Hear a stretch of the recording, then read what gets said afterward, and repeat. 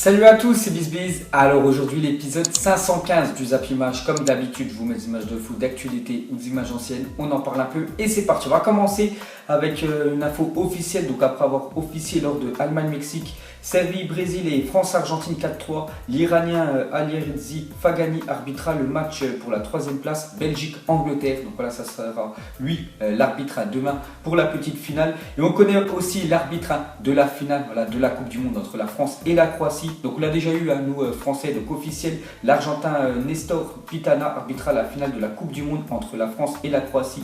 Donc on l'avait eu, je crois que c'était contre l'Uruguay. C'était juste le match où on avait éliminé le tour précédent l'Argentine. C'est pour ça qu'on avait dit voilà, ils nous mettent un arbitre argentin alors qu'on vient juste de les éliminer. Pourtant il avait très bien arbitré cet arbitre-là. Donc ce sera lui l'arbitre de la finale. Ensuite on continue avec quelques déclarations de joueurs français. Quand même on a moins de 2 jours de la finale de la Coupe du Monde. On va commencer avec celle de Pogba. Il a dit j'espère vraiment ne pas perdre cette finale pour passer de bonnes vacances. Parce que les vacances après la finale de l'Euro n'étaient pas bien du tout. Cette finale on ne va vraiment pas l'aborder comme à l'Euro. On veut finir bien. C'est vrai qu'à l'Euro, quand ils avaient éliminé l'Allemagne, l'équipe de France en demi-finale. Donc ça faisait, je crois, plus de 50 ans qu'on n'avait pas battu quand même l'Allemagne en compétition officielle. Donc voilà, dans toute la tête, bien sûr, de tous les Français, même des joueurs de l'équipe de France, on avait gagné 7 euros. Et il faut pas oublier qu'il y avait une finale. Donc ils ne vont pas aborder, bien sûr, cette finale, même s'ils sont favoris quand même, l'équipe de France contre la Croatie. Voilà, ils vont bien sûr tout donner. Ils ne vont vraiment pas prendre de haut cette équipe croate. Ensuite, une autre déclaration de Pogba, il a dit on a une relation spéciale avec N'Golo Kanté, on ne dirait pas, mais il est très moqueur, c'est un mec en or. Donc c'est vrai que tous ceux que je connais, personne déteste N'Golo Kanté ou personne ne l'aime pas. Voilà, c'est très rare que quelqu'un n'aime pas N'Golo Kanté parce qu'il est tout le temps sympa. Tu vois que rien qu'à son visage, il donne bien sûr le smile, N'Golo Kanté. Puis même sur le terrain de foot, il est vraiment très fort. Et s'il fait une grosse finale, pour moi, ce sera lui le meilleur joueur quand même de la Coupe du Monde, N'Golo Kanté. Donc voilà, quand même la belle déclaration de Pogba sur Kanté. Ensuite, on continue avec ces deux joueurs-là, quand même, c'est nos deux numéros 6. Et la France n'a perdu aucun de ses 18 derniers matchs lors lesquels N'Golo Kanté et Paul Pogba ont été titulaires tous les deux. Donc 14 victoires et 4 matchs nuls. Donc normalement, ça va être la doublette, on peut dire, au milieu de terrain pour l'équipe de France lors de la finale. Donc on n'a jamais perdu, donc voilà des bonnes stats. Mais bon, maintenant il faut confirmer, bien sûr, dimanche. Ensuite, seul Walker a touché plus de ballons sans toucher un seul dans la surface adverse, 444. Que N'Golo Kanté 434 en Coupe du Monde 2018. Donc Kyle Walker, c'est le joueur qui a touché le plus de ballons sans toucher un de la surface adverse. Donc c'est dire qu'il fait son taf, il défend dans le secteur offensif. Il n'est jamais là, vu qu'il n'est jamais bien sûr dans la surface adverse. Et la même chose pour N'Golo Kanté. Donc lui il récupère beaucoup de ballons. Mais voilà, N'Golo Kanté, on sait que son but, c'est pas de marquer, c'est de récupérer, de ratisser, on peut dire, tous les ballons dans le terrain. Ensuite, une déclaration de Umtiti à propos de N'Golo Kanté. On continue avec lui, parce que c'est un joueur formidable, bien sûr.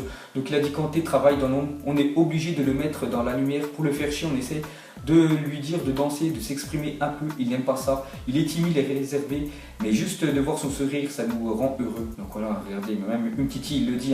Donc c'est vraiment un gars réservé, vraiment très timide, N'Golo Kanté. Donc des fois, ils essaient de le chambrer un peu. Et lui, bien sûr, il n'exprime rien du tout. Mais voilà, c'est un gars quand même formidable. Et pour finir avec Samuel Umtiti, une dernière déclaration de sa part, il a dit le rôle de favori, je ne sais pas si on l'a, mais honnêtement, nous on reste concentrés, on a vu que l'on pouvait être favori et passer à la trappe, donc on ne va pas mettre cette pression sur nous et se concentrer sur ce qu'on doit faire. Donc voilà ce qu'a dit quand même Samuel Umtiti. Donc pour lui, c'est 50-50, il n'y a pas de favori sur cette finale, même si pour moi l'équipe de France est quand même supérieure à cette équipe croate. On sait que dans le football, tout peut arriver. Et bien sûr, il a dit que les favoris dans cette Coupe du Monde, ils sont tous passés à la trappe. Ensuite, chaque fois que le Pérou a disputé une Coupe du Monde, il a affronté le vainqueur. Donc en tout, le Pérou a disputé 5 Coupes du Monde et les 4 précédentes, à chaque fois, ils ont joué contre le vainqueur de l'édition. Et cette année, ils ont joué contre l'équipe de France, quand même, le Pérou, on les a eu en phase de groupe. Ils n'ont pas joué contre la Croatie, donc peut-être un signe. Ensuite, regardez les 5 dernières confrontations entre la France et la Croatie. Donc depuis 1998, on avait gagné 2-1. C'était quand même une demi-finale, 2 Coupes du Monde, ce qui nous avait permis d'aller en finale et de remporter notre première étoile.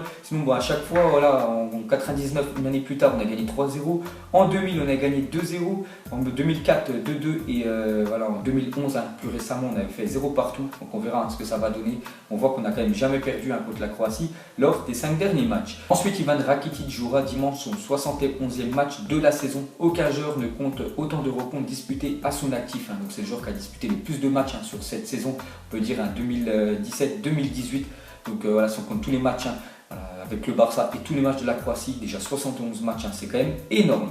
Ensuite, la photo incroyable réalisée par le photographe bousculé par les joueurs croates suite au but de Mandzukic. Donc vous vous souvenez, c'était le but, on peut dire victorieux, le but de la qualification pour la finale de la Coupe du Monde. Donc tous les joueurs croates sont partis célébrer avec Mandzukic et sont tombés sur un photographe. Donc lui, le photographe, a continué à faire son métier, à prendre des photos. Et on voit qu'il a pris Mandzukic. Donc Mandzukic est en train de tendre la main, en train de s'excuser bien sûr envers lui. Ensuite, Ivan Rakitic malade avant Croatie-Angleterre révèle à Mundo Deportivo avoir perdu 4 kilos en quelques jours. Donc je vous avais dit, la veille du match contre l'Angleterre, la demi-finale, il avait 39 de fièvre, c'est quand même énorme, donc il était vraiment pas bien, peut-être qu'il a vomi, j'en sais rien. Donc il a quand même perdu 4 kilos avant de disputer bien sûr cette demi-finale, donc on verra s'il est en forme après-demain.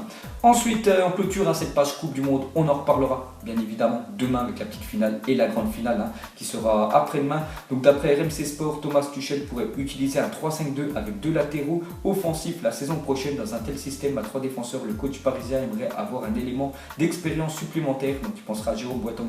Lui, de toute façon, il a dit qu'il voulait quitter le Bayern Munich. Il veut tenter une expérience à l'étranger. Le PSG est sur le coup. Donc on veut voir que Thomas Tuchel l'année prochaine voudrait jouer en 3-5-2 comme a pu jouer la Belgique lors de cette Coupe du Monde avec 3 défenseurs, voilà, on peut dire centraux et bien sûr des latéraux qui montent souvent. Donc voilà, sûrement le système de jeu du PSG l'année prochaine. Ensuite, selon Sky Sport, Chelsea a licencié Antonio Conte pour son comportement et ne souhaite pas lui verser d'indemnité de départ. L'entraîneur italien pourrait amener Chelsea en justice. Donc on peut voir que Antonio Conte et Chelsea, c'est fini, parce que Chelsea l'ont viré. Donc de toute façon, voilà, ça n'allait pas super bien quand même l'année dernière. Il y avait beaucoup de chance voilà, qu'il se fasse virer. Cette fois-ci, c'est officiel.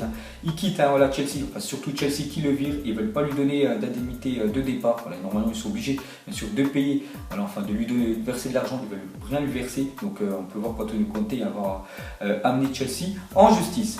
Ensuite, on continue avec Chelsea, parce que voilà, on voit pas mal de départs. Donc déjà l'entraîneur Antonio Conte, sûrement Eden Hazard, voilà, qui risque de partir, je pense, en Espagne l'été prochain. Il y a aussi un joueur, un formidable joueur, donc N'Golo Kanté, lui aussi pourrait partir quand même de Chelsea. Donc il y a pas mal de clubs voilà, qui sont intéressés par N'Golo Kanté, surtout vu la Coupe du Monde qu'il est en train de faire. Donc déjà en recherche d'un nouveau milieu de terrain défensif pour remplacer Thiago Motta, le PSG aurait entamé des discussions avec l'entourage de N'Golo Kanté. Plusieurs clubs seraient sur le dossier, donc on sait que déjà le PSG, ça fait pas mal de temps quand même qui sont sur N'Golo Kanté. Donc voilà, ils aimeraient l'avoir. Il y a aussi un autre club qui serait intéressé par son profil à Kanté. Donc Di Marzio annonce que N'Golo Kanté est la priorité du FC Barcelone. Les négociations sont en cours et André Gomes pourrait être inclus dans la transaction. Donc voilà, il y a le Barça, il y a le PSG, il y a aussi le Real Madrid qui serait sur N'Golo Kanté. Donc pour moi, je le vois quand même partir de Chelsea. Chelsea l'année prochaine, ça ne joue pas la Ligue des Champions. Ensuite, officiel, Clément Lenglet vient de s'engager pour 5 ans au FC Barcelone contre 35 millions d'euros. Sa clause de départ est fixée à 300 millions d'euros. Donc voilà, Clément Lenglet qui a fait une grosse saison avec Séville. On l'a bien vu en Ligue des Champions, il était énorme, surtout le match contre Manchester United. Donc cette fois-ci, c'est officiel. Il rejoint le Barça. Donc le Barça, voilà, on met quand même sa clause à 300 millions d'euros. Donc c'est un club qui est intéressé. Il va falloir débourser une sacrée somme. Donc si, voilà, vu qu'il est arrivé quand même au Barça, ça fait encore un défenseur en plus. Donc normalement, Yerry Mina, qui a fait une grosse Coupe du Monde avec la Colombie, risque quand même de partir. Ensuite, officiel, la Lazio dévoile son nouveau maillot domicile. Donc c'est des supporters de la Lazio. Voilà le prochain maillot pour la prochaine saison. Ensuite, des autres maillots officiels. Donc Liverpool a dévoilé son 3e maillot 2018-2019. Voilà, c'est des supporters de Liverpool. Le 3e maillot de votre club pour la prochaine saison. Ensuite, regardez la une de Tuto Sport. Donc l'arrivée de CR7 attire d'autres champions à la Juve, de Godin à Golovin, en passant par Pogba. D'autres recrues pourraient arriver. Donc on voit que la Juventus, vu qu'ils ont recruté bien sûr Cristiano Ronaldo, donc on voit qu'il voilà, serait vraiment sur d'énormes joueurs. Donc déjà le retour de Paul Pogba, bon, après ça m'étonnerait, il faudrait encore qu'il débourse plus de 100 millions d'euros, je pense, pour l'attirer. Sinon Godin, le défenseur de l'Atlético de Madrid, lui je crois qu'il a une clause libératoire très basse quand même, Diego Godin. Pourtant il est énorme. Et Golovin qui a fait une grosse Coupe du Monde avec la Russie. Ensuite, selon Sport, donc la Juventus souhaite recruter Marcelo. Cristiano Ronaldo tente de le convaincre de le rejoindre en Italie. Donc on a une info encore sur la Juventus. Donc on peut voir que Marcelo pourrait suivre Cristiano Ronaldo à la Juventus. Donc cela serait vraiment un gros coup aussi voilà, porté au Real Madrid. Donc déjà après avoir perdu Zidane, voilà, on peut dire le technicien de cette équipe du Real Madrid, après avoir perdu le meilleur joueur du Real Madrid, Cristiano Ronaldo, pourrait perdre Marcelo. Donc là ce serait vraiment le fiasco pour Madrid. Ensuite, depuis l'annonce de l'arrivée l'arrivée de Cristiano Ronaldo, la Juventus a gagné 1,4 million de followers sur Instagram, c'est énorme, 1,1 million sur Twitter et a pris 500 000 likes de plus sur Facebook. Donc voilà, c'est quand même ce qui a amené quand même Cristiano Ronaldo à la Juventus. Donc maintenant, il y en a beaucoup qui suivaient Cristiano Ronaldo. Bon, après, ils étaient abonnés au Real Madrid parce qu'il joue au Real Madrid. Et voilà, c'est quand même la deuxième personnalité la plus suivie quand même sur Instagram, Cristiano Ronaldo. Donc il a apporté beaucoup de, on peut dire, de nouveaux followers à la Juve. Et pour finir avec Cristiano Ronaldo, donc on peut voir qu'il devra affronter le Real Madrid dès ses tout premiers matchs avec la Juventus le 5 août prochain lors de l'International Champions Cup. Donc c'est toujours le petit tournoi d'avant-saison qui se passe aux États-Unis. Et normalement, le premier match de Cristiano Ronaldo avec la Juventus, ça devrait être un Juventus-Real Madrid, donc il jouerait déjà, bien sûr, contre son ancien club. Ensuite, Vinicius Junior devrait arriver samedi à Madrid pour être présenté dès lundi aux supporters du Real Madrid. Donc lui, dans son contrat, il devait venir au Real Madrid à 18 ans. Je crois qu'il a eu 18 ans la semaine dernière. Donc c'est pour ça que voilà, on peut dire en juillet 2018, il pourrait rejoindre le Real Madrid.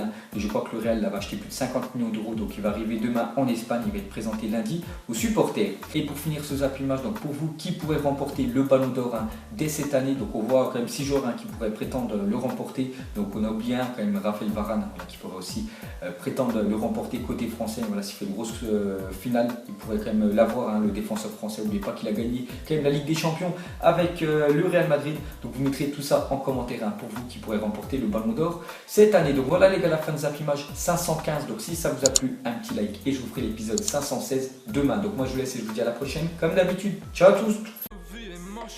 Donc on l'a maquillé avec des mensonges. Et que son âme est moche, plus qu'à la maquiller avec des mensonges. Je sais pas ce qui se passe dans ma tête. Parfois, je voudrais sauver la terre. Parfois, je voudrais la voir brûler. Ça va pas trop, je roule en terre. Trop de haine pour 9 mètres carrés. Tristesse, faut pas.